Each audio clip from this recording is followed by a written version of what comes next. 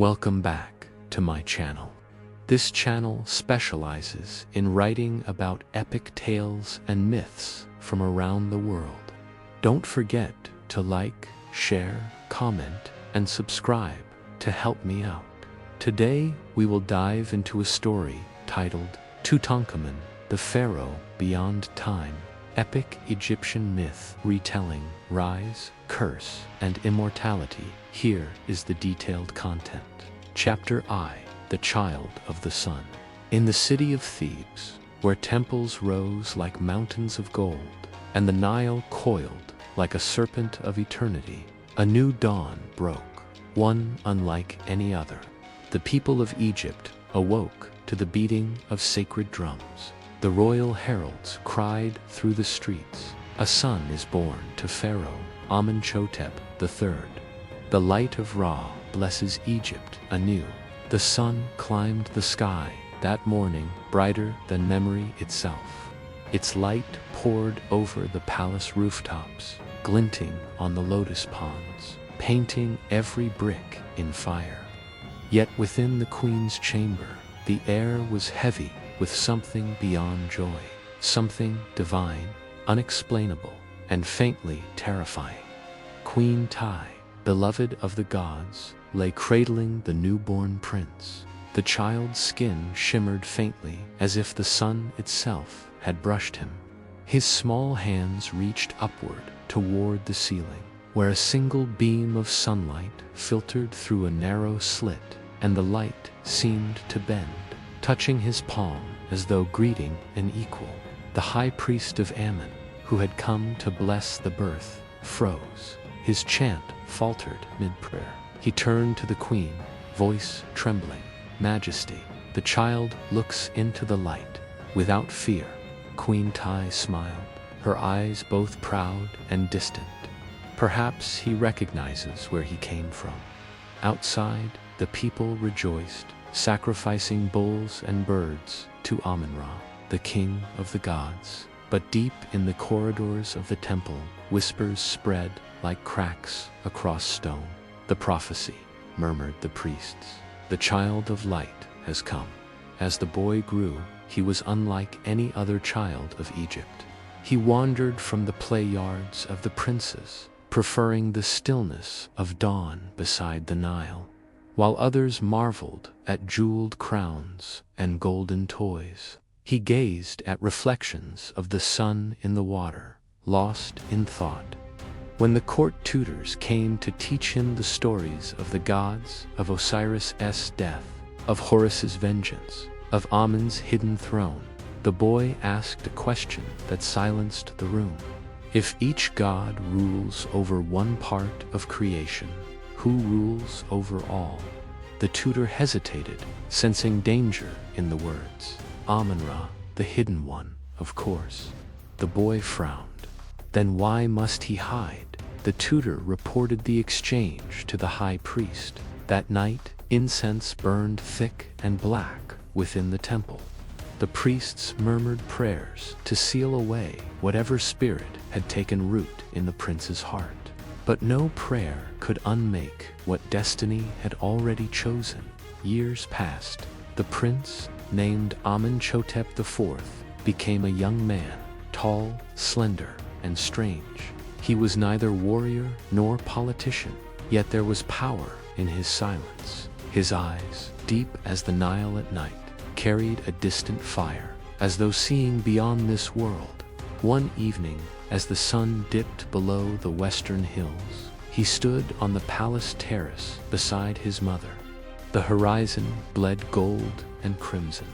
"Mother," he said softly, "why do men worship so many faces of one light?" Queen Tai studied him long before answering. "Because the light blinds those who look too closely.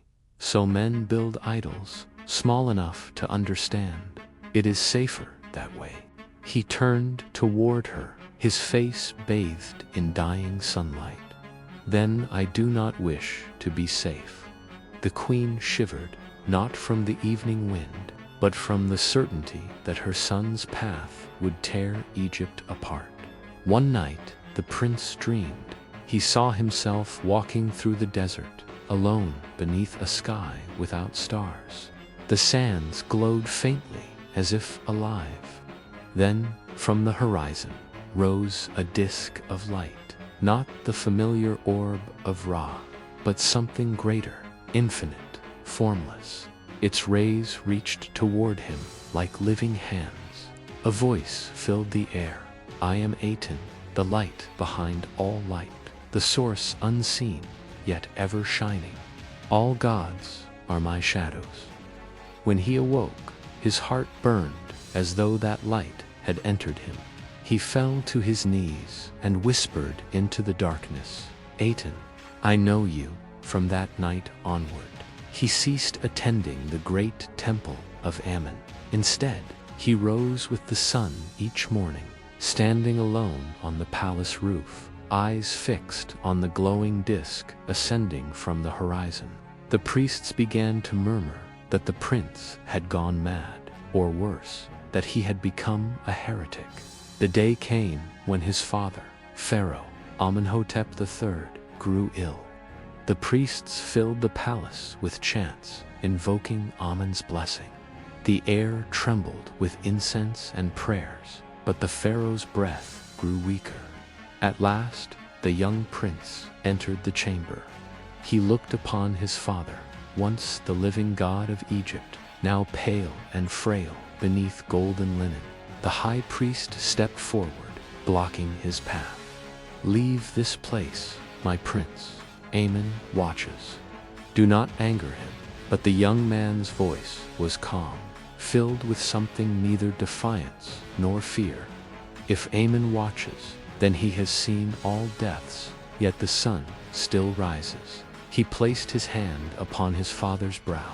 The dying pharaoh opened his eyes for a moment, and a faint smile touched his lips. Then, as the first rays of dawn entered the room, he exhaled his last breath, and the sun outside burned brighter than it ever had before. The nation wept. Thebes draped itself in black and gold. The gods were invoked in endless procession. Osiris for the afterlife, Anubis for the passage, Amen for eternity. But amid the grief, a quiet proclamation was made.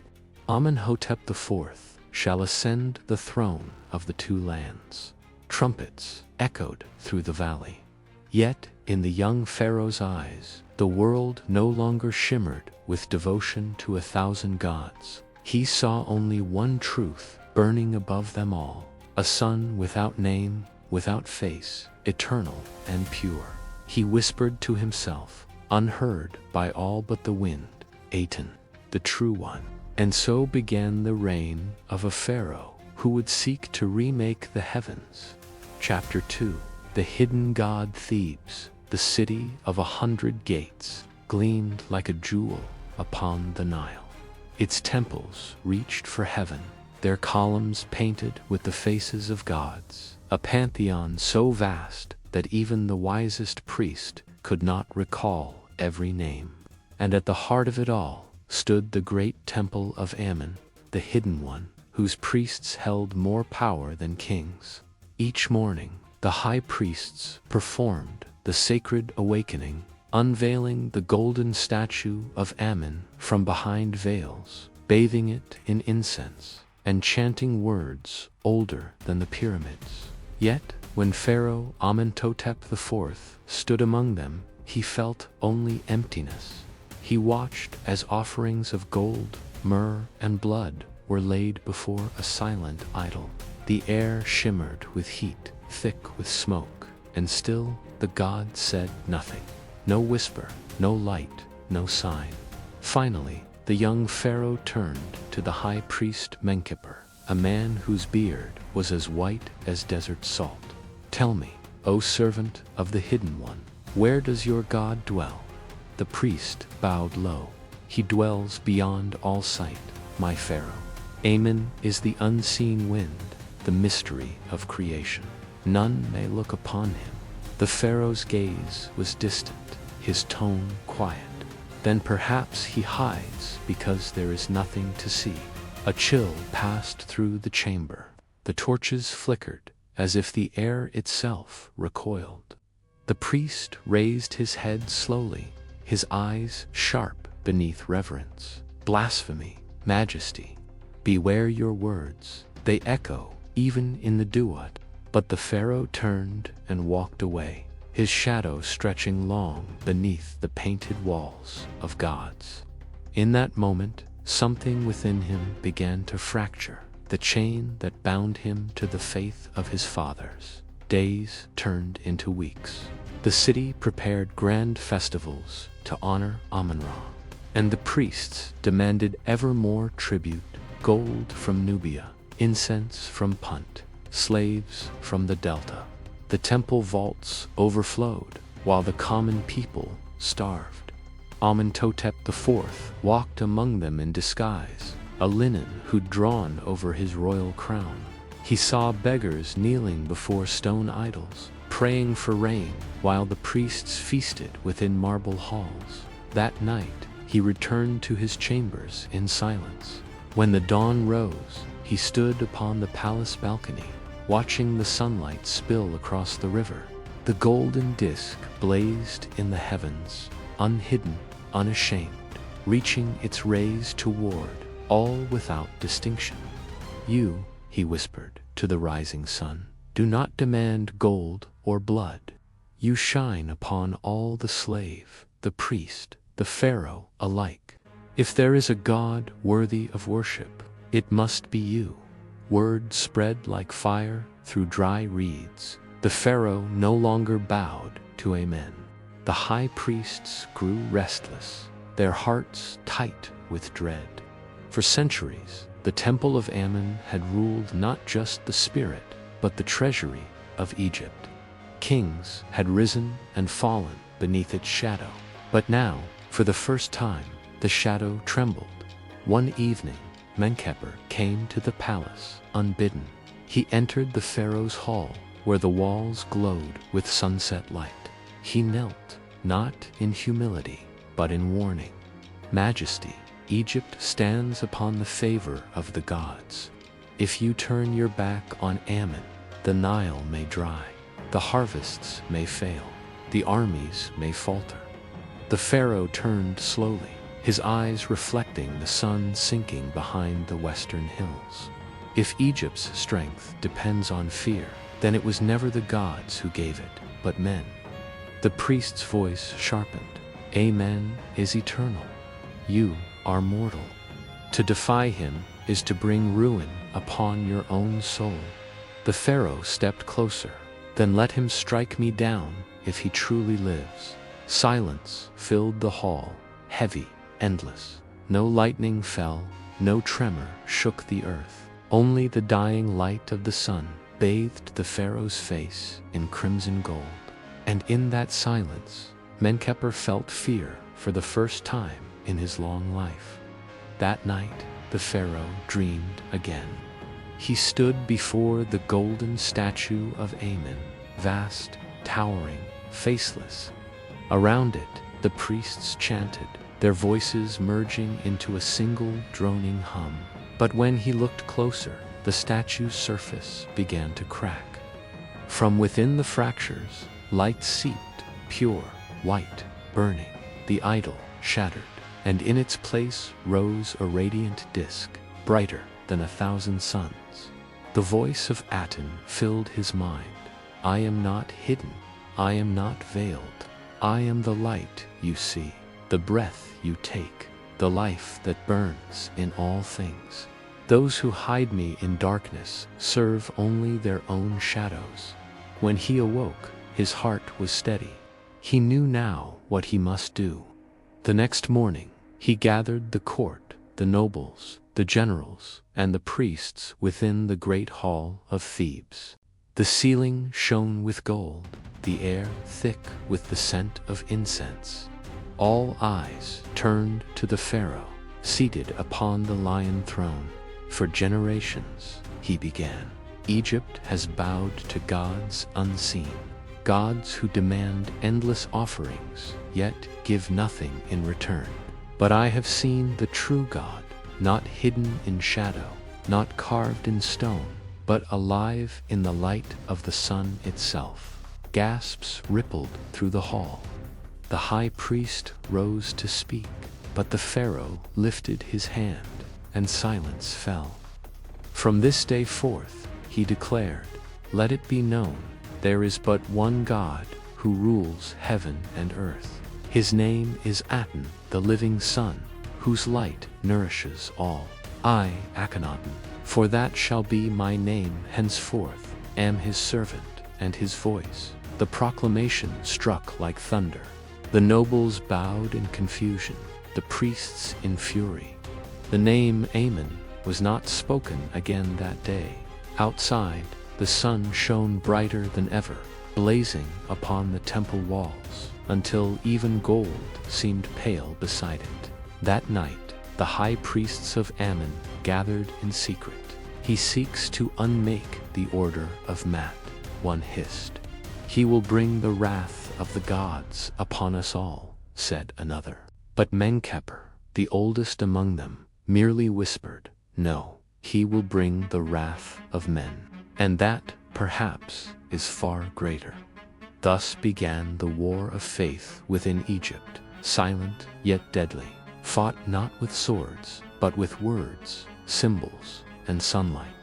The old order trembled as Akhenaten stood at the edge of revelation, his heart burning with the vision of the living disk.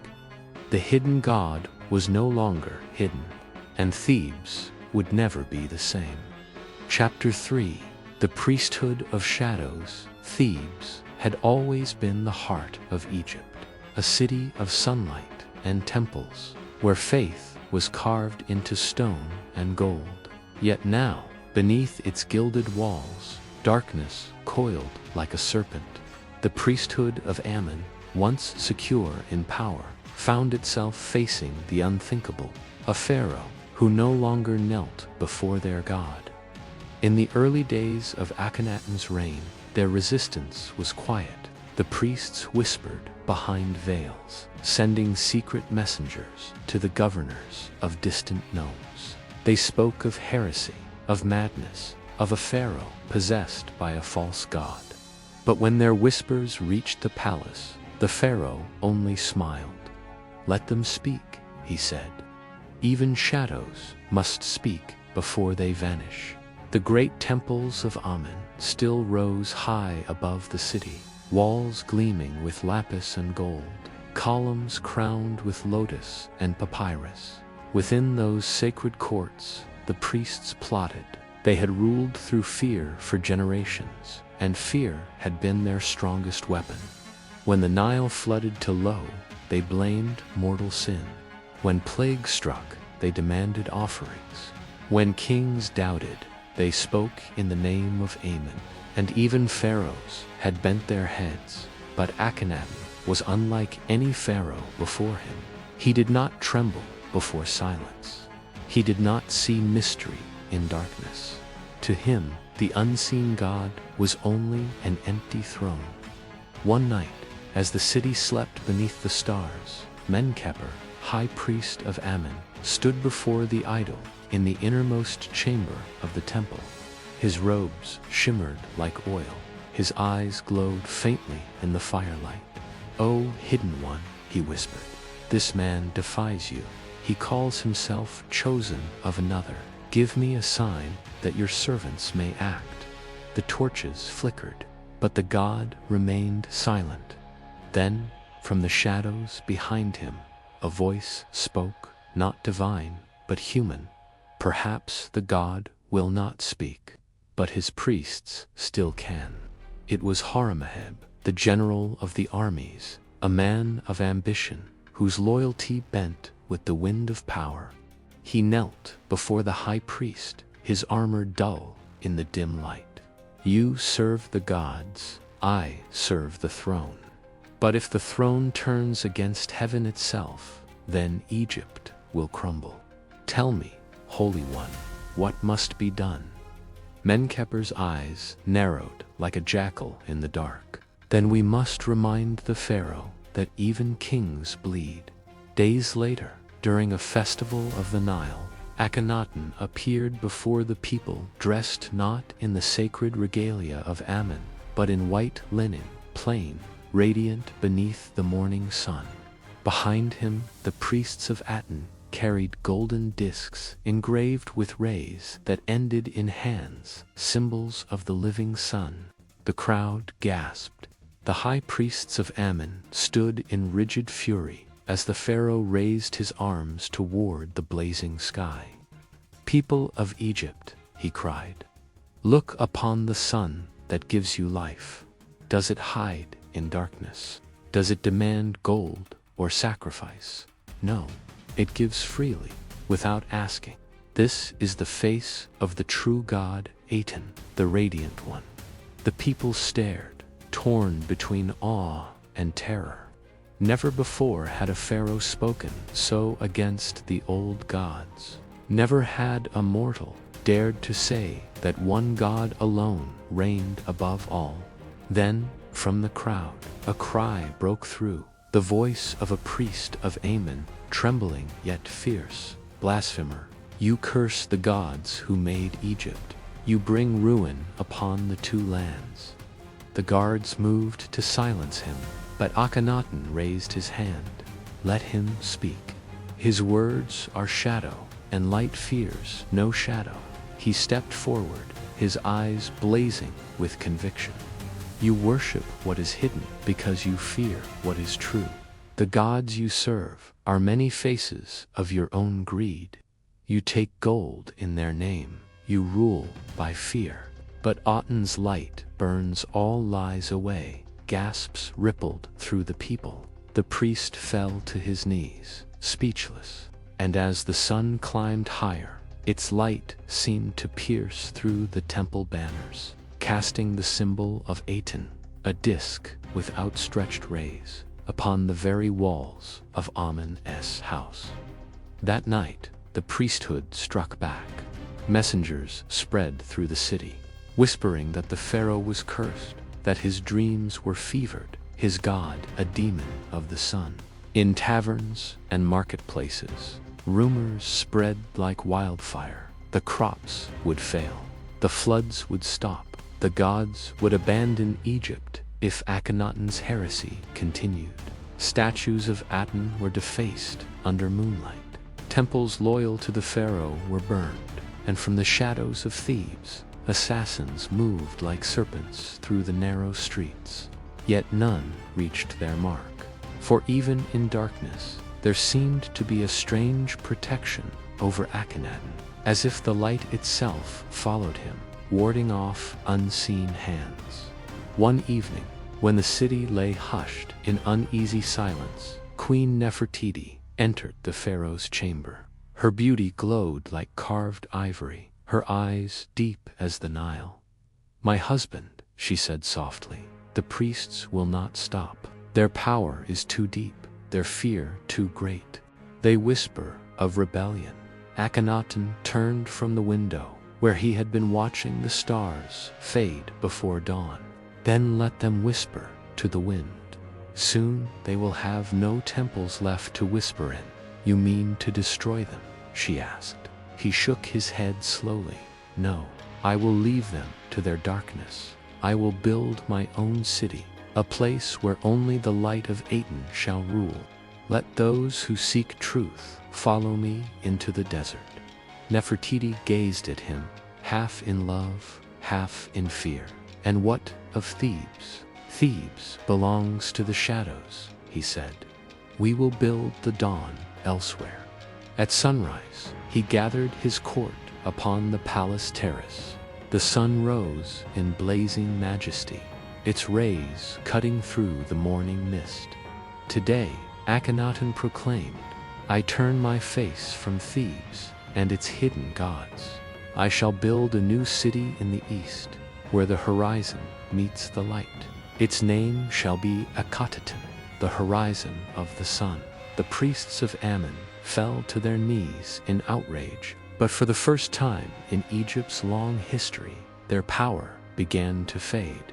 For the people, tired of tribute and darkness, began to look not to idols, but to the sun itself. And so, the conflict between light and shadow reached its first breaking point. Thebes would remain in the grasp of Amun's priests, cloaked in incense and gold. But in the heart of Akhenaten burned a new fire, the dream of a world illuminated by one God, one truth, one eternal sun. The priesthood of shadows had sown rebellion, yet in doing so, they had awakened a faith that no darkness could ever silence. Chapter 4: The Birth of Akhenaten. The dawn that followed was not like any other. It was sharper, purer, a sun that rose without mercy upon the land of Egypt. Akhenaten stood upon the palace terrace, wrapped in white linen, his arms lifted toward the blazing orb. His court gathered behind him, nobles uncertain, priests trembling, soldiers silent. And then the Pharaoh spoke, his voice carrying across the marble courtyard like the sound of prophecy itself. Thebes has fallen to shadow. I will not kneel before darkness. From this day forth, Egypt shall have a new heart, a heart of light. We shall go where Aten's first rays touch the horizon, and there we will build a city of truth and sun, Akhenaten, the exodus of the sun faithful. Days later, the royal caravans departed Thebes. The city's golden towers shimmered behind them, fading like a mirage as they crossed the desert. Thousands followed the pharaoh artisans, soldiers, priests of Aten, and families seeking new life. Some came in devotion, others came in fear, but all marched toward the rising sun. The journey was long and brutal. The heat was unrelenting. The desert stretched endless and empty, as if even the gods had forsaken it. Yet Akhenaten walked at the front, barefoot upon the sand, his eyes never leaving the light ahead.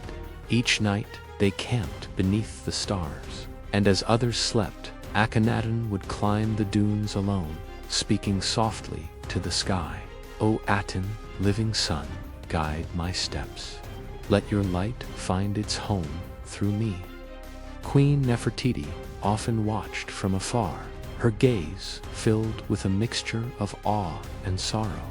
She saw the man she loved slipping deeper into vision, consumed by the god he served. To the vision in the desert on the seventh night, as the caravan rested beside a ridge of red stone, Akhenaten awoke from a dream. He had seen the sun rising between two cliffs, its rays touching the sand and turning it to gold. In that light, a great city appeared, shining, perfect, untouched by shadow. He summoned his architects and pointed to the horizon. There, that is where Aten's light rests at dawn. Build the city there, between the cliffs, upon the bones of the earth. The horizon of Aten. The architects bowed, though their faces were pale. The place he had chosen was harsh, dry, without water or life. Yet none dared question him. For when the Pharaoh spoke, it was as if the god himself commanded. 3. Building the horizon. The first stone of Akhenaten was laid beneath a blinding sun. Akhenaten himself placed it upon the sand, a block of white limestone engraved with the solar disk and his own name, Akhenaten, servant of the living sun. From that moment, the desert came alive with sound, hammers, chisels, chanting. Temples rose like mirages, palaces took shape from the dust, and broad avenues were carved toward the east, where the sun would rise each morning. Unlike the dark temples of Thebes, the sanctuaries of Aten were open to the sky. No roofs, no hidden chambers. Light poured freely into every hall. There were no idols, no veiled gods, only the golden sun above, its rays ending in carved hands that offered life to all below. No walls between man and the divine, Akhenaten declared. For Aten's light touches all equally. The people murmured prayers as they worked, their skin burning beneath the relentless heat. Some called him mad, others called him holy. But slowly, from the bones of the desert, a new Egypt began to rise, one built not upon fear, but upon light. For the city of radiance, years passed, and Akhenaten grew into splendor.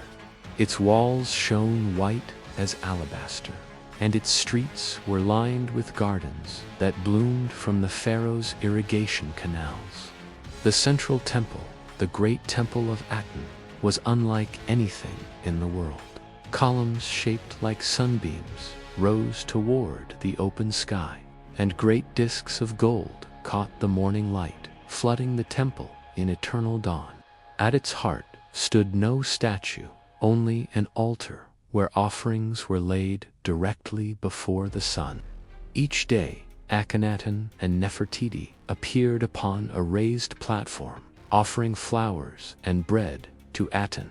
As musicians played hymns, children danced, priests sang verses carved upon tablets. O Aten, giver of life, shining forever above the lands of men. It was beauty beyond compare. Yet beneath the radiance, cracks began to form. The isolation of the pharaoh. The more Akhenaten flourished, the more Akhenaten withdrew into solitude.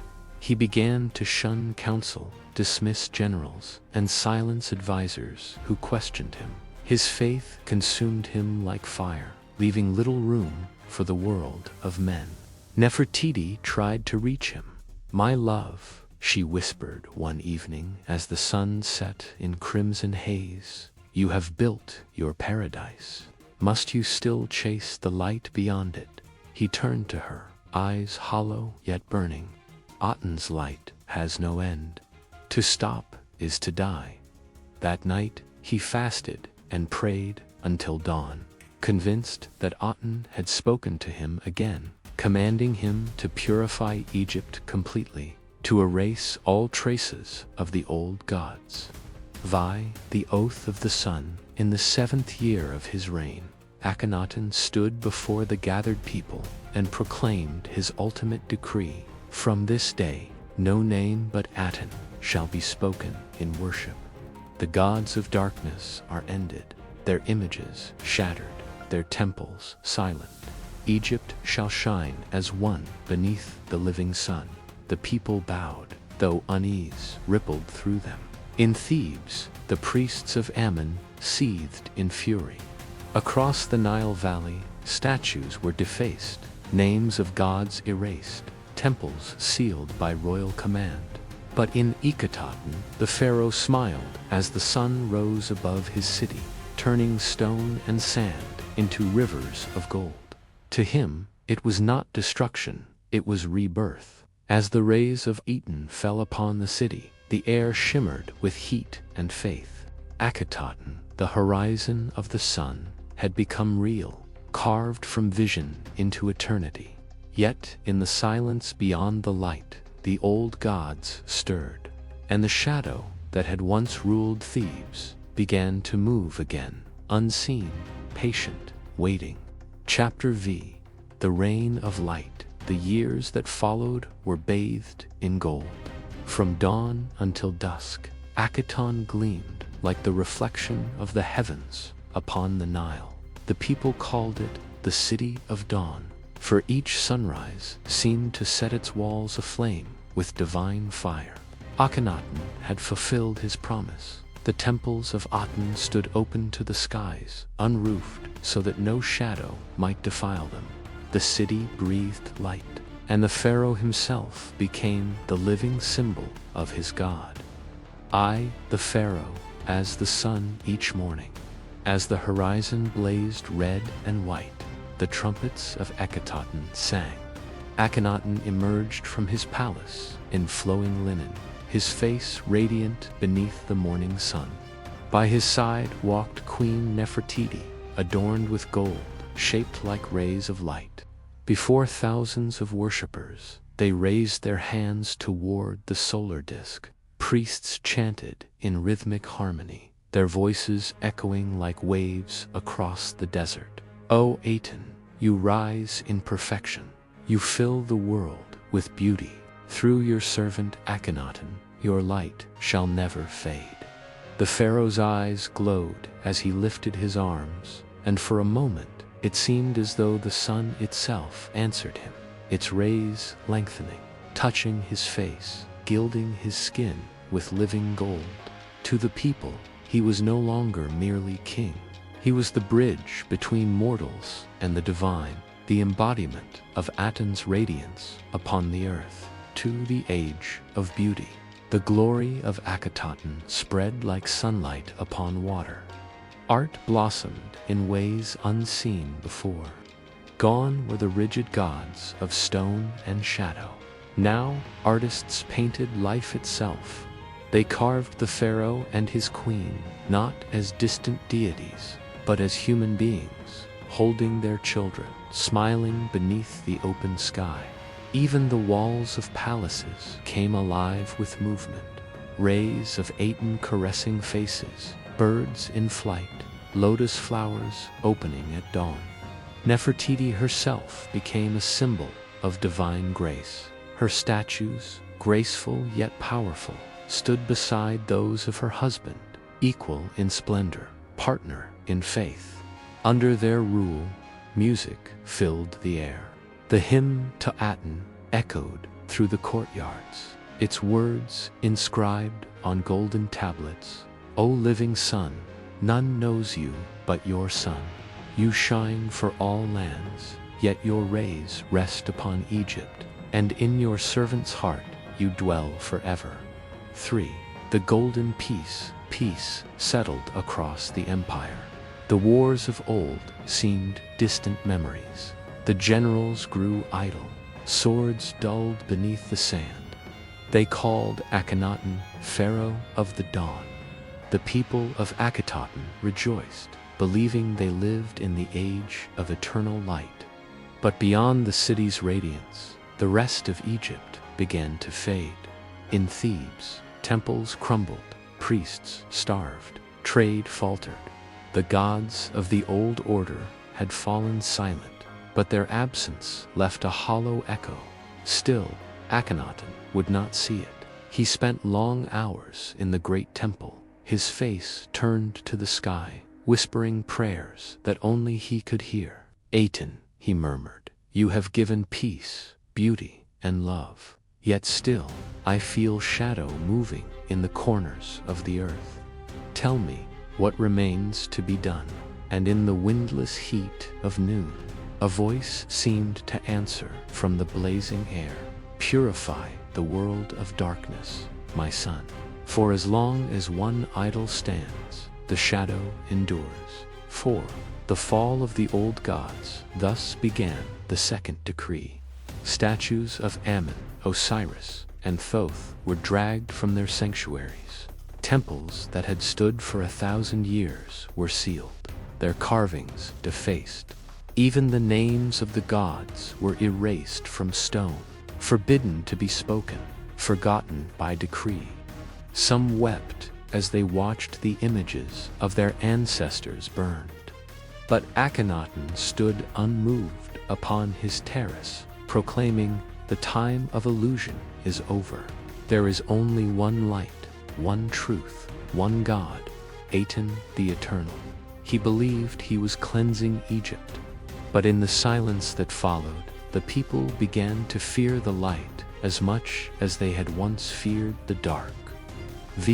The queen's doubt Nefertiti, once radiant beside him, grew distant. She still appeared in the ceremonies, still offered flowers to the sun, but her eyes had changed, searching, questioning. At night, she walked the gardens of Akhenaten alone, the desert wind lifting her hair.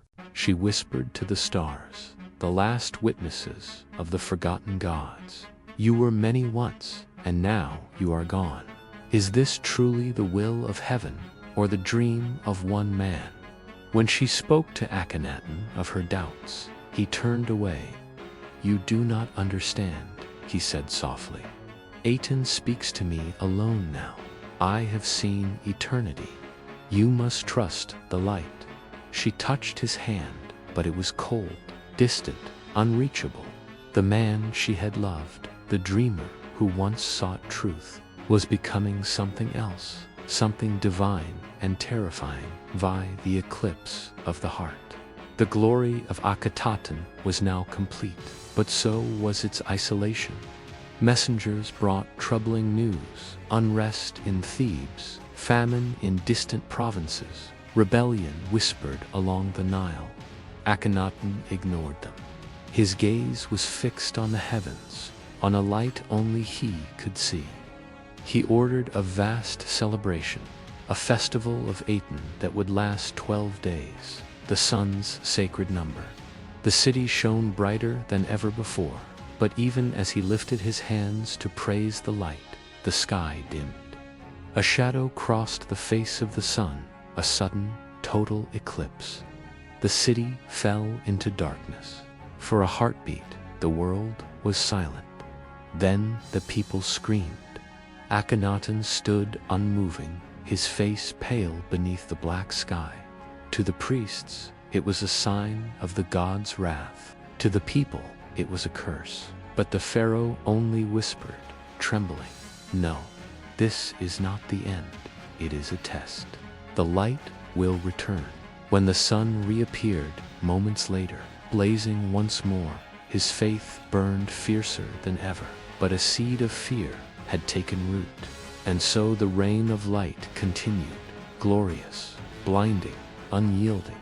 But every light casts a shadow, and the brighter Akhenaten's sun shone, the deeper the darkness that gathered beyond his sight. Chapter V.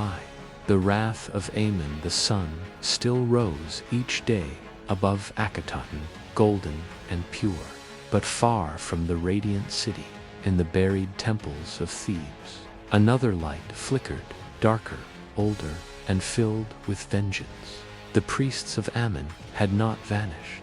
They had gone underground, their altars hidden beneath the ruins, their prayers whispered in tombs. And as Akhenaten praised the one sun in heaven, the shadows began to gather beneath the earth.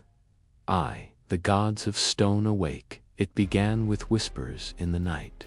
In the ruins of the great temple of Karnak, a priest called Marihu lifted a fragment of a shattered idol, the head of Amun, scarred but unbroken. He placed it upon the altar and poured oil over it, chanting softly, "Lord of the hidden wind, your name has been erased, but your breath still moves through the sand. Rise once more, for the false sun blinds the people." A wind stirred, the torches flickered, though no breeze touched them. And in the silence that followed, a deep rumble rolled through the stone corridors, like a god turning in his sleep. They said the broken idols began to sweat blood that night. 2. The conspiracy of shadows. The rebellion of the priests spread like smoke through the Nile Valley. In secret chambers, messages were sent in coded hymns. Soldiers once loyal to the old temples took oaths again in darkness. The high priest Marihu declared, "The false Pharaoh has angered the gods. Amun hides now, but his wrath grows. The sun that blinds Egypt will soon be devoured." Gold from the temple treasuries funded mercenaries and spies. In the markets, rumors spread. The crops failed because Aten was jealous. The Nile ran low because the old gods wept. Even the eclipse, once dismissed, was now seen as Amun's warning. The more Akhenaten silenced the old ways, the louder their ghosts cried out. 3. The prophet's warnings. One morning, as Akhenaten prepared for the ritual of dawn, a messenger burst into the courtyard, wild-eyed and sunburned, his robes torn. He fell to his knees before the Pharaoh, shouting, "My lord, the temples burn." The people turn from the light. They cry for Amen, for Osiris, for the gods you silenced." The guards dragged him away, but his words echoed in the marble halls. Akhenaten stood motionless, his face unreadable. That night, he prayed for hours in the great temple. "O Aten," the people falter. The weak return to darkness. "Tell me, how shall I preserve your truth?" In the stillness, the god's voice came, or perhaps it was the pharaoh's own heart speaking. "The shadow cannot be reasoned with. It must be consumed. Purge the land, make the light absolute." For the burning of Thebes, days later, Akhenaten issued his most terrible decree. The city of Thebes, cradle of the old faith, was to be purged, its temples erased, its priests captured, its idols melted into dust. The royal army marched under banners of the sun, their armor gleaming like fire. When they reached Thebes, the once holy city lay quiet, a graveyard of broken gods. Akhenaten's generals hesitated, but his order was clear. Let no shadow remain. Flames rose higher than the pylons of Karnak. The statues of Amun cracked and fell, molten eyes weeping stone tears. The priests who refused to renounce their faith were bound and cast into the fire. From the far hills, smoke rose like black serpents curling into the sky. The people of Egypt wept, but the pharaoh saw only purification. "Now," he whispered, "Aten shall reign forever."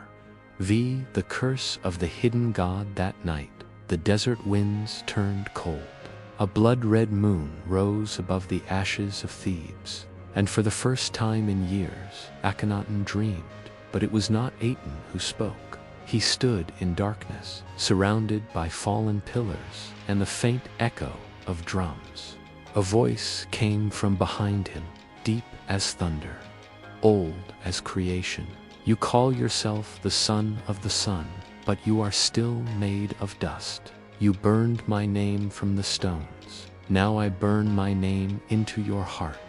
A shadow formed, vast, crowned with plumes, its eyes glowing like molten amber. It stretched out a hand, and Akhenaten fell to his knees as pain pierced his chest like fire. He awoke, screaming, clutching his heart, drenched in sweat. When Nefertiti rushed to him, he whispered, trembling. He spoke to me. "Amen lives." The crumbling faith from that night onward. Akhenaten changed. He became gaunt, sleepless, haunted. Though he continued the rituals of Aten, his voice wavered, his eyes searched the shadows.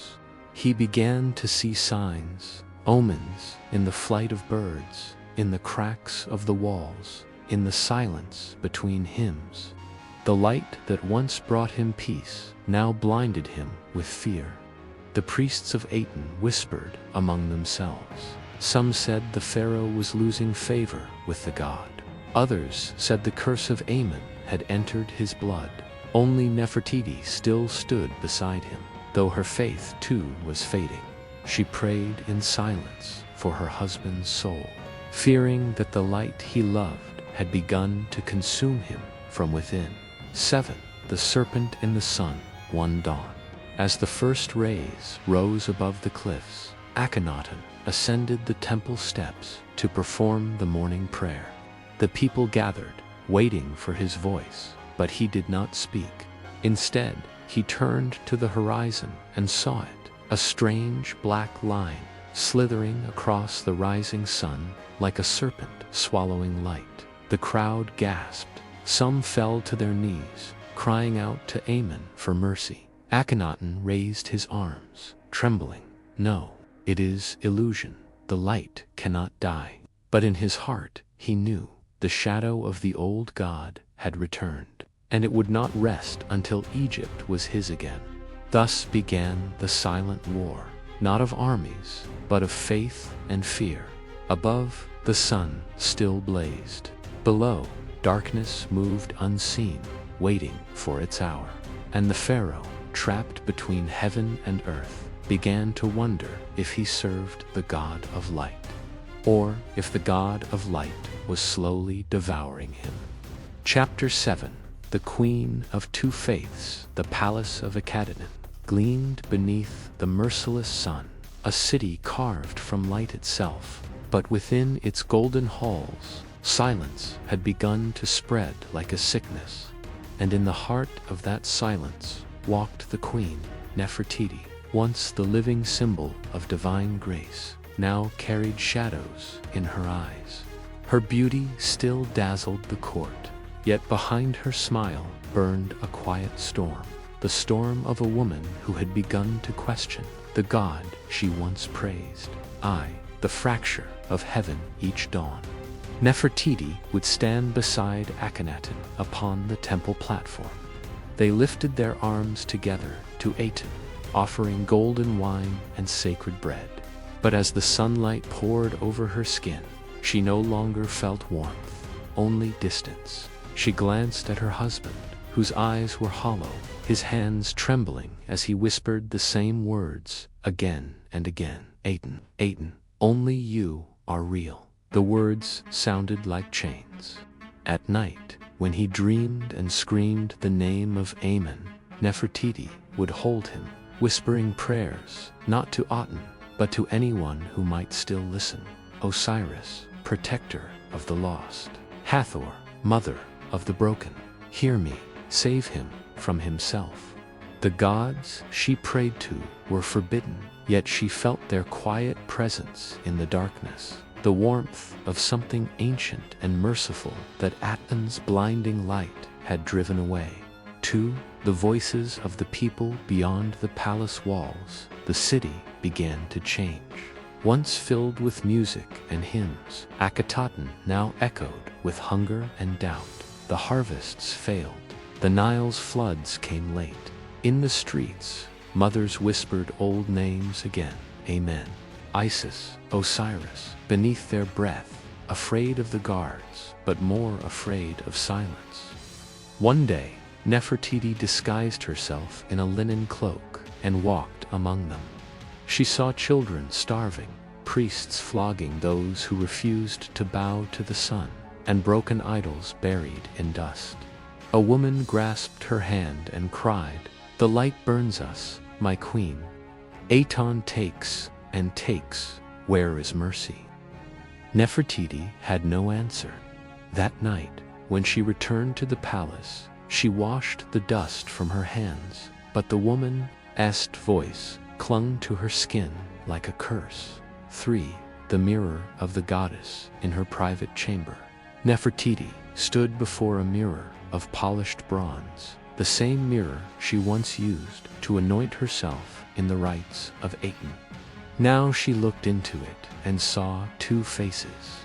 One was radiant, the queen of light, chosen of Aten, crowned in gold.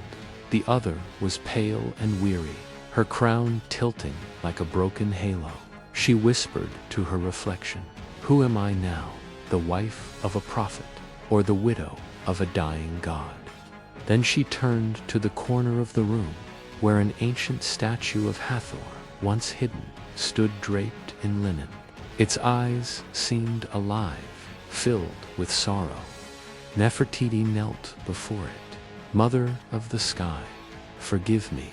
I turned from you for the light, but now the light blinds me. Tell me what I must do." The wind stirred. A single lotus petal fell from the offering bowl, and in her heart she heard a voice, soft, warm, but filled with power.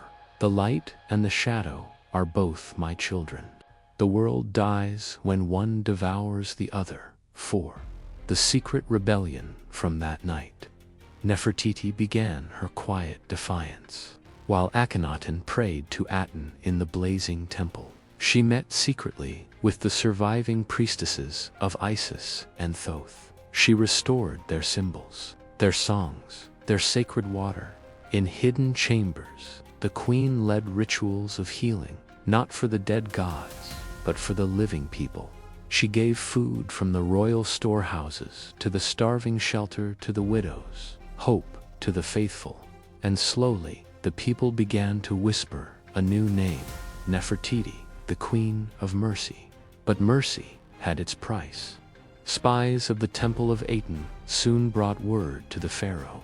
The confrontation of faith. Akhenaten entered her chamber without warning, his eyes feverish, his skin pale beneath the golden crown. In his hand he held the sun's scepter, trembling. "You prayed to them," he said, voice low but shaking. "You betrayed the one." Nefertiti rose to face him. "No, my king. I prayed for you, for us. The people suffer. The gods we cast aside were not our enemies. They were our balance." Akhenaten's face twisted in anguish. Balance. There is no balance, only truth. Aten is life, and all else is shadow. She stepped closer, tears glimmering in her eyes. "Then why does your truth bring death?" The silence that followed was like thunder. For the first time, the Pharaoh lowered his eyes, and for a fleeting moment, the light around them dimmed, as if Aten himself hesitated. The queen's choice that night. Nefertiti stood alone upon the terrace of the palace, looking toward the horizon where Thebes had once burned. The wind carried the scent of ashes and river water, the breath of both life and decay. She knew then what must come. If Akhenaten could not be saved from his god, Egypt would burn again. So she began to plan, not rebellion, but restoration. In the secret chambers beneath the city, she met with the generals, the priests, and the healers. "When the light falls," she said, "you will need a queen who remembers the dark." The silent prayer before dawn. Nefertiti went once more to the Temple of Aten. She stood before the colossal disk, glowing in the first rays of morning. Her voice was calm, almost tender. "O Aten, I have loved you as my husband has. But if your light cannot share the sky with mercy, then I will stand against you, not in hate, but in hope." The golden light flared, blinding her for an instant, and then dimmed, as though the god himself turned away. Nefertiti did not flinch. She turned her back on the rising sun and walked into the shadows of the palace, the first mortal to defy a god with love instead of war. The Queen of Two Faiths had risen, and soon the light that once ruled Egypt would face the dawn of its own eclipse. Chapter 8. The Fall of the Sun City. The sun over Akhenaten blazed brighter than ever before, a final feverish brilliance before the end. The great city of light shimmered like molten gold beneath the desert sky. But from the streets below rose a sound that no hymn could drown, the roar of a starving Pelia, the whisper before the storm. It began with a whisper, one voice in the marketplace, another in the temple courtyard. Priests of the old gods had returned, not with armies, but with words. They spoke of balance, of mercy, of the forgotten pantheon cast into dust, and the people listened. In the palace, Nefertiti felt the tension coiling like a serpent. She knew rebellion was coming, not against the king alone, but against the god he served. Every day, she tried to reach Akhenaten, to pull him back from the brink. "The people bleed for the sun you worship," she said. "If Aten is love, he must forgive. If he is truth, he must bend." But the Pharaoh no longer saw her. His eyes were fixed on the horizon, where he claimed to see the god's face rising. "Aten tests us," he whispered. "Through fire comes purity." Those words sealed the city's fate. The march of the hungry at dawn. The gates of Akhenaten trembled. Thousands came, peasants, soldiers, and priests wrapped in rags. They carried idols carved from riverstone, old banners marked with the eyes of Horus, the feathers of Mat, and the golden mask of Amun. They came not as conquerors, but as children returning home. The guards hesitated. They had once sworn to Aten, but now hunger and guilt had hollowed their faith. One by one, they dropped their spears. The mob surged forward into the city of the sun. Smoke rose from the temples as old hymns echoed through the streets. The people tore down the golden discs of Aten, chanting the forbidden names again. Osiris, Isis, Ra, Horus, we return to you. The light of Aten began to flicker. 3. The Queen of Light and Shadow from the high balcony. Nefertiti watched the chaos unfold, fire and faith colliding beneath her. Her heart broke, but not for the people alone. She wept for her husband, the man lost to his own creation.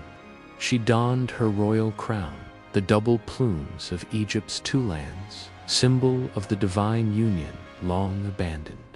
Descending into the temple courtyard, she raised her arms, commanding silence. Her voice carried through the smoke like a hymn reborn. People of Egypt, the sun does not belong to one god alone. The light is yours, the shadow, too. We were one before we were divided. The crowd faltered. Even the flames seemed to still. For a heartbeat, peace hovered in the air, fragile as gold dust. Then Akhenaten appeared. 4. The wrath of the Sun King barefoot, robed in white. The Pharaoh stepped into the square. Behind him, the high priests of Aten carried torches, their eyes wild with fanatic fire. You speak heresy, Akhenaten thundered. You defy the one who gave you life. He lifted his scepter, and the light flared. From the disk above, rays of fire struck the ground, igniting the statues of the old gods. Screams rose, stone cracked. The people fell to their knees, not in worship, but in fear. Nefertiti ran forward, shouting above the chaos. Akhenaten, look at what your god has done. He turned to her, and for the first time, the divinity in his eyes was gone. Only a broken man remained. Without Aten, he whispered, I am nothing. Then be nothing, she replied, and be free, V.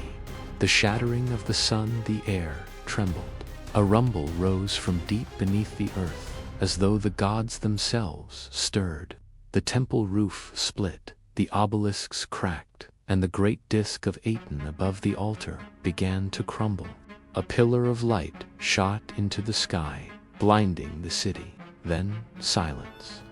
When the brightness faded, Akhenaten lay upon the temple floor, motionless. The golden scepter melted beside him. The mark of the sun on his brow had burned black. Nefertiti knelt beside him, tears cutting through the dust. She took his hand and whispered, You sought eternity, my love. But eternity belongs to no one. Outside, the people fell to their knees, not to Aten, not to Amun, but to the sky itself, vast and quiet once more. By the twilight of Akhenaten days later, smoke drifted above the ruins of the Sun City. The golden temples were empty, their altars broken. The people began to leave, carrying their dead and their hopes back to Thebes. Nefertiti watched them go, her face unreadable.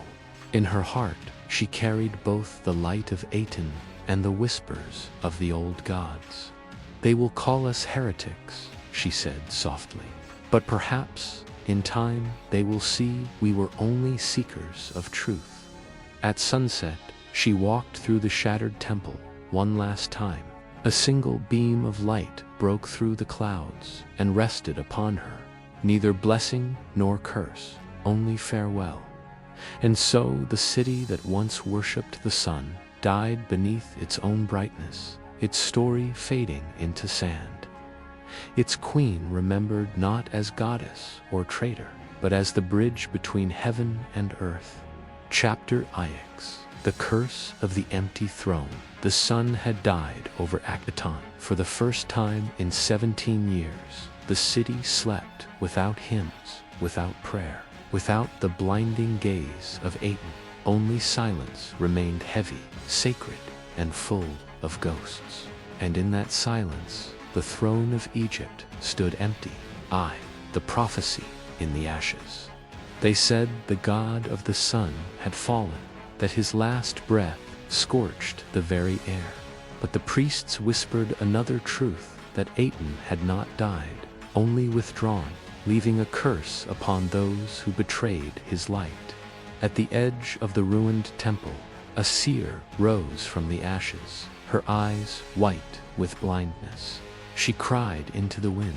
The light devoured itself. The chosen are unchosen, and the blood of kings shall wander the dark until the sun returns. Her words spread through Egypt like a fever, the prophecy of the empty throne.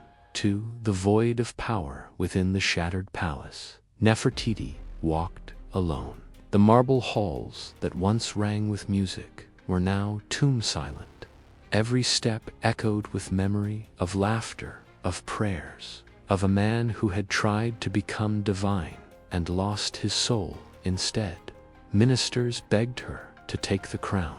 The generals demanded she restore the old gods, restore Thebes, restore everything that had been broken. But the queen's gaze was distant, as though she saw beyond this world. "You cannot rebuild a temple on blood," she said. "Let Egypt sleep. Only in dreams can it heal." At night, she wandered the gardens of Akhenaten, where flowers no longer bloomed. Some claimed they saw her speaking to the statues, to the wind, to the spirit of Akhenaten himself. Others said she was praying for a child long lost. But none dared follow her to the sacred chamber beneath the palace, where a single lamp still burned in front of Aten's broken altar.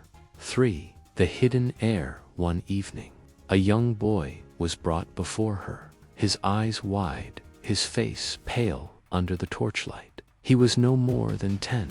The servants whispered his name, Tutankhamun, the child of royal blood, born in the twilight of the dying sun. Nefertiti looked upon him, and for the first time in months, her expression softened. He bore Akhenaten's sharp cheekbones, but his eyes were hers, full of sorrow and light. "Do you know who you are?" she asked. "My mother said, I am the son of the sun," the boy whispered. "Then learn also the burden of the night," she said gently. From that moment, she took him under her care, not as queen, but as guardian of a fading world. In secret, she taught him not the hymns of Aten, but the wisdom of Mat, the balance of truth, justice, and mercy. "The gods are many," she told him, "but their heart is one. Never forget that when they make you king. For the curse of the gods, but peace never lasts in the house of kings."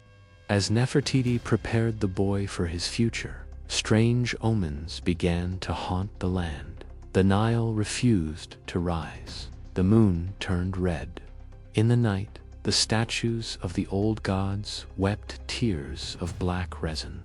The people said Aten's rage still burned, that the god cursed the bloodline of his prophet.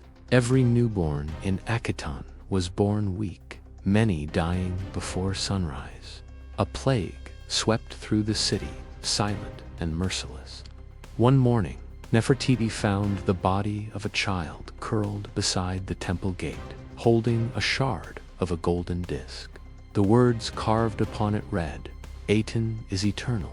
She knew then that the curse was real, not the wrath of a god, but the shadow of belief that refused to die. The queen's final vow. That night, Nefertiti gathered her loyal followers, the few who still stood beside her through ruin and flame.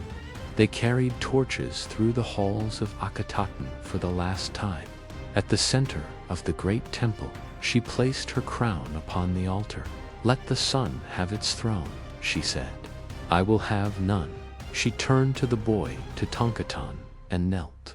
"When you rule, do not rule as your father did. Build not for gods, but for men. And when they call you Pharaoh, remember this: a king's greatest power is mercy." Then she arose, walked into the dawn, and was never seen again. Some said she fled into the desert to seek the gods in solitude. Others said she ascended into the heavens, her spirit joining both Aten and Amun, the light and the shadow, united at last. The silence before rebirth years later, when Tutankhamun took the throne. He changed his name, Tutankhamun, the living image of Amun. He restored the temples, rebuilt Thebes, and reopened the tombs of forgotten gods. The curse faded, the floods returned, and Egypt breathed again. But in the hidden chambers of the old Sun City, the wind still whispered her name. And when the sun set over the desert, its last rays formed the shape of a woman, proud, sorrowful, eternal, standing between light and darkness. Thus ended the reign of the heretics. But from their fall, Egypt learned a truth that would never die: that no god rules forever, only balance endures. Chapter X. Tutankhamun, the child of rebirth. The desert winds carried the ashes of the fallen sun. And from those ashes, Egypt began to breathe again. For every age of darkness, the gods decree a dawn. And from the silence of the tomb, a child king rose to restore balance to the world. The prologue of renewal. In the temples of Thebes, the high priests gathered beneath the broken statues of Amun. They spoke of a prophecy whispered long ago, that from the line of heretics, a savior would be born, one who would heal the wound between gods and men. When the boy Tutankhamun was brought to Thebes, the air itself seemed to change. The sacred ibis took flight, the lotus bloomed out of season, and the Nile's waters shimmered with new light. The priests knelt before him and said, "You were born in the shadow of a false sun, but the gods have chosen you to guide its light home." Thus began the age of rebirth, with a boy barely old enough to hold a scepter. 2. The young pharaoh. The coronation took place under the great hall of Karnak, where the pillars of the gods reached higher than the sky. Tutankhamun stood trembling as the golden crown of Upper and Lower Egypt was placed upon his head. The crowd chanted his new name, Tutankhamun, the living image of Amun. He was no longer the child of heretics. He was Pharaoh, chosen of the true gods, heir of a wounded land. Yet in his eyes there was not triumph, but sorrow. He remembered the pale face of his stepmother, Nefertiti, and the burning ruins of Akhenaten, where his father's dream had turned to ash. "If I am to be their king," he whispered to himself, "I must learn to rule both the living and the dead." 3. The return of the gods under his rule. The temples opened their gates once more. The statues of Amun, Isis, and Thoth were restored to their thrones. Priests sang ancient hymns, lost to a generation of silence. The people rejoiced, for the gods had come home in a grand ceremony. Tutankhamun himself carried the first torch into the darkened shrine of Amun. As the flame caught, the entire temple blazed to life. The air filled with perfume and prayer, and for the first time in many years, Egypt felt divine warmth again, not from a single sun, but from the embrace of many gods. Yet Tutankhamun's heart was uneasy. In the flickering light, he saw not victory, but ghosts. He could still feel Aten's eyes watching, and sometimes, when the wind blew across the sands, he thought he heard his father's voice whispering his name. 4. The burden of the throne power. even born of peace, carries its shadow. The priests who once feared Akhenaten, each temple sought to rise higher than the others. Amen over Ra, Ra over Isis, Isis over Thoth. The unity that Tutankhamun dreamed of began to fracture again. He was a king, but still a boy, trapped between faiths, between gods, between worlds. In the council chamber, the high priest of Amun warned, "My lord, the people's faith is strong, but it must be guided by fear." Tutankhamun rose, his young voice trembling but clear. "No," he said, "Egypt has known enough fear. Let her now be ruled by wisdom." That night, he climbed to the roof of the temple and looked out over Thebes, its fires glowing like a constellation upon the earth. He prayed not to a god, but to the stars themselves. "If I am to lead them, let me learn what it means to be human." The king's dream. On the night of the red moon, Tutankhamun dreamed. He found himself walking through the ruins of Akhenaten, the city of his father, now half buried in sand. In the center stood a woman, cloaked in gold and shadow. Her eyes glowed like the horizon at dawn. "Do you remember me?" she asked. "I am she who bridged the light and the dark, Nefertiti, queen of the two faiths." He fell to his knees before her. "Tell me, what must I do to save our people?" She smiled, sadness shimmering on her lips. "Do not save them, my son. Teach them to save themselves. Build not for gods or kings. Build for those who will live after you." When he awoke, tears had dried upon his face. The scent of lotus lingered in the air, and he knew what he must do. The legacy of rebirth.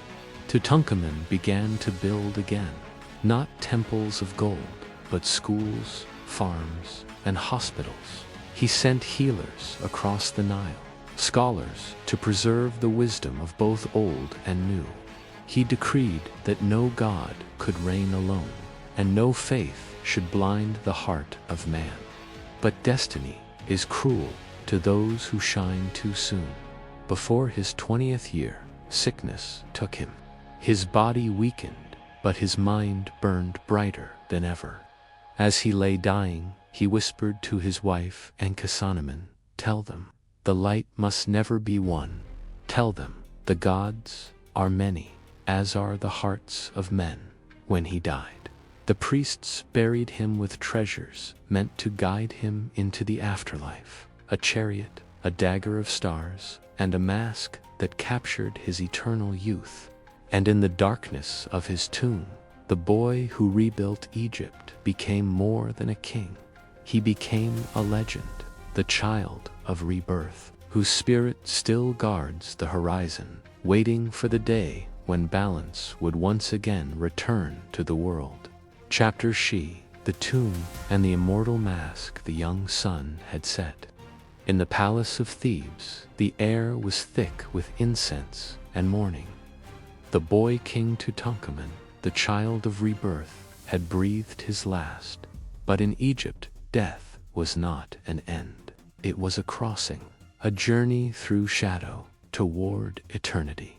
The death of the young sun the day Tutankhamun died. The Nile ran quieter than ever before. No birds sang above the palace roofs, and even the priests spoke in whispers. And Akhenaten, his queen, sat beside his bed, clutching his cold hand.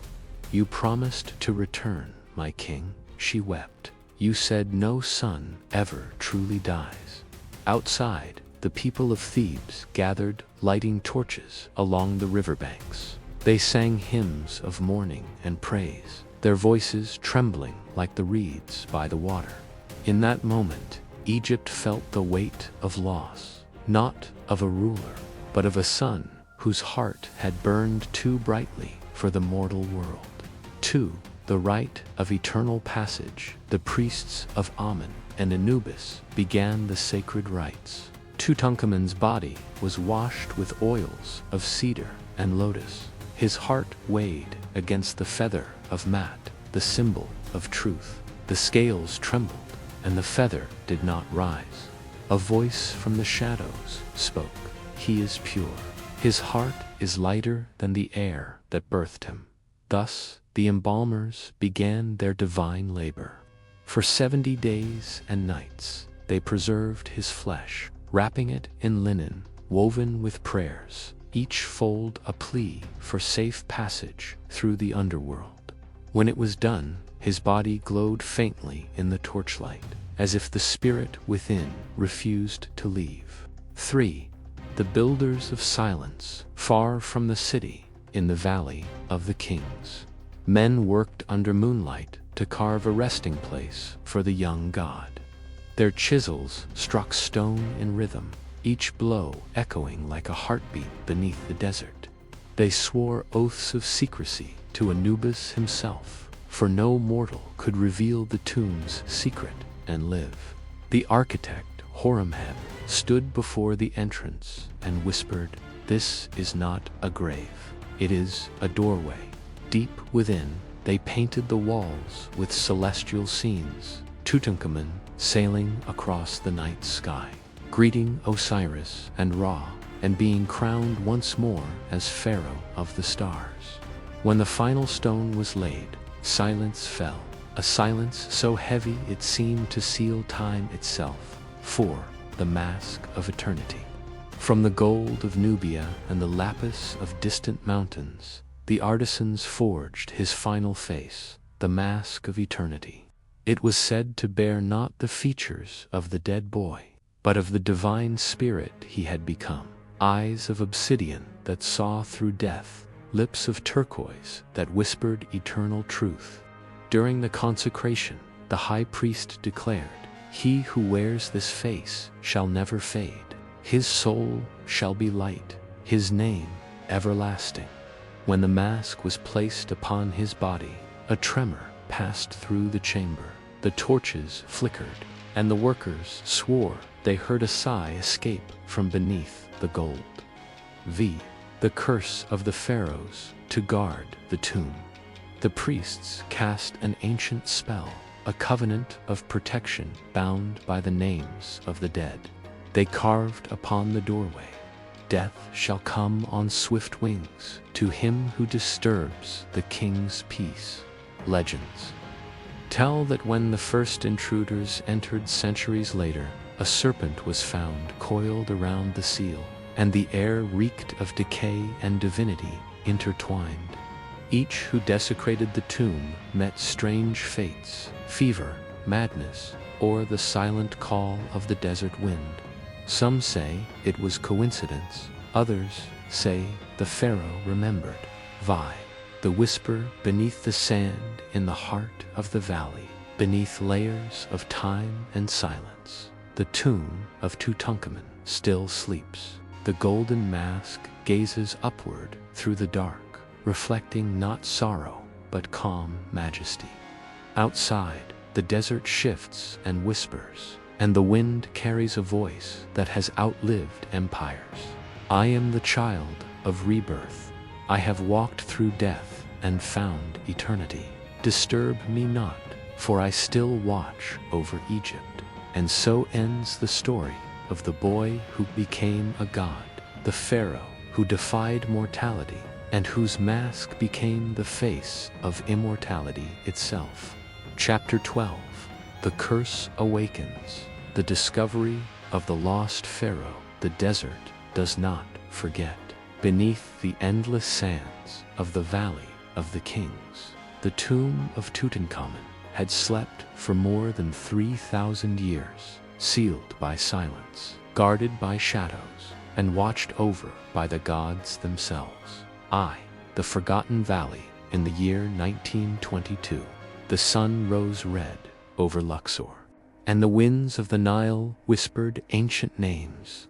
Howard Carter, a man of obsession and patience, stood among the ruins with his lantern, his boots sinking into the dust of forgotten kings. Somewhere beneath our feet, he murmured, a god still waits. For decades, others had searched and failed. The valley was thought to be exhausted, every secret unearthed, every treasure stolen. But Carter felt something beneath the silence. A pulse, faint yet insistent, like the heartbeat of a buried star. 2. The men who challenged the gods. With the support of Lord Carnarvon, Carter began his final excavation. The workers dug beneath the ruins of ancient huts, their hands blistered, their eyes burning from the sun. Then, one morning, a young digger struck something hard, a step carved in stone, leading down into darkness. Carter's heart thundered. He ordered the area cleared, dust brushed away, and there it was, the seal of Anubis, untouched. "We have found it," he whispered, trembling. "The door to eternity." Above them, the wind shifted. The desert fell silent, as if the gods themselves had turned to watch. 3. The opening of the tomb. On November 26, 1922, Carter pressed his candle through a small hole in the sealed doorway. Warm air rushed out, air that had not touched a living being for 3 millennia. "Can you see anything?" asked Lord Carnarvon. Carter's voice trembled. "Yes, wonderful things." The light revealed gold, mountains of it, shining like frozen sunlight. Statues of jackals, scarabs, and chariots gleamed in the dark. But beyond it all, a single black doorway awaited the entrance to the burial chamber. Upon it, ancient words glowed faintly. "Death shall come on swift wings to him who disturbs the king's rest." They ignored the warning. 4. The awakening of the Pharaoh. That night, as Carter catalogued the artifacts, a sandstorm struck the camp. The sky turned black, and lightning crawled across the horizon like divine serpents. Inside the tomb, unseen, a single drop of water fell from the ceiling onto the golden mask of Tutankhamun. His eyes of obsidian gleamed for an instant. A whisper filled the chamber. "Lo, ancient, filled with sorrow, you have opened the gate." In Luxor, dogs howled, the lights flickered, and far away, Lord Carnarvon collapsed, his last words a broken cry. "It's the curse, the Pharaoh's curse." When his body was found, the mark of a serpent bite. Within weeks, others who entered the tomb met strange fates. A photographer died of fever. A messenger vanished in the desert. Carter's own canary was found dead, its body coiled by a cobra that had slipped into his tent. The newspapers called it the curse of the pharaohs. Scientists called it coincidence, but the villagers of Luxor refused to enter the valley again. One old priest said, "The king does not hate, he only reminds us death is not to be disturbed." Carter, haunted yet unbroken, continued his work until the tomb was fully revealed. He recorded every treasure, every word on the walls. Yet one inscription remained untranslated, a prayer that spoke of the eternal watcher, eternal watcher of Egypt. Decades passed, empires rose and fell, but the tomb of Tutankhamun remained a silent testament to man's defiance and the god's mercy. In the museum halls of Cairo, the mask of eternity rests beneath glass. Tourists gaze at it in awe, unaware that when the light dims, its eyes seem to flicker, alive with ancient fire. And sometimes, late at night, guards swear they hear a faint whisper from the mask. "I have seen your world. I have crossed time and death. I am Tutankhamun, Pharaoh of the stars, and Egypt still remembers me." The wind of the desert howls softly against the museum walls, as if answering the eternal king. For the gods of Egypt never die, they only sleep beneath the sands, waiting for the next voice to call their names. Epilogue. The Pharaoh beyond time, the desert is eternal. Empires rise, empires crumble, but the sands remain, golden waves that remember every secret, every whisper of gods and kings long gone. Beneath those shifting dunes, the tomb of Tutankhamun still breathes. It is no longer a grave, but a heart pulsing softly within the chest of the world. And when the desert wind moves just right, it carries a name that once ruled the Nile and now rules memory itself. Tutankhamun I, the dream of the eternal sun. They say that when the moon is full above the valley of the kings, a faint light shines from beneath the earth, a golden glow that moves like fire beneath glass. Some claim it is the reflection of buried treasure, but the priests of old would tell you otherwise. It is the sun reborn, they say, for the boy who died as king rose as the god of dawn. In that glow, the spirit of Tutankhamun walks again, not bound by flesh, not confined by tomb or time. He sails the black river of the cosmos, his royal bark cutting through the stars, beside Ra, the sun eternal. To the judgment of the gods, in the hall of Mat, the gods gathered once more. Osiris sat upon his emerald throne, Anubis weighed the hearts of men, and Thoth recorded the names of the worthy. When Tutankhamun entered, the hall fell silent.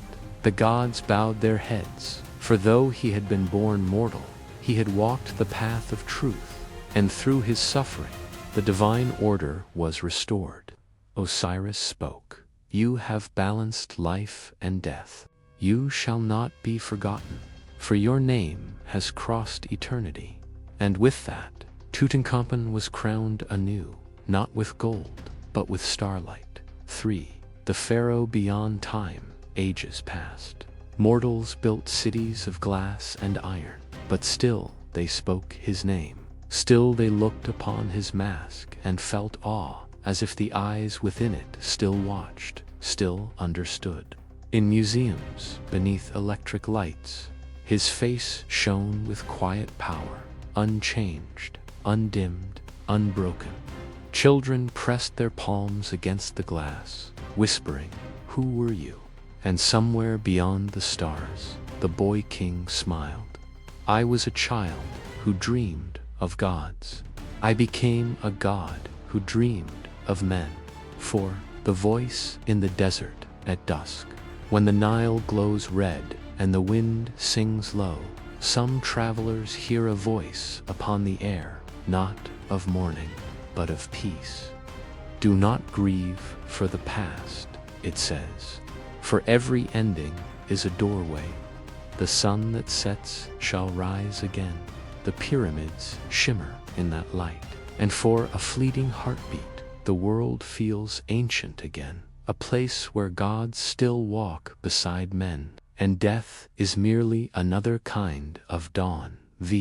The immortal name, so the boy who once ruled Egypt has conquered something greater than empires, time itself. His name is written not on stone alone, but upon the breath of the world, in every heart that wonders, in every eye that gazes upon his golden face. Tutankhamun, the eternal sun, the pharaoh who sleeps beneath the stars, the watcher who will never fade.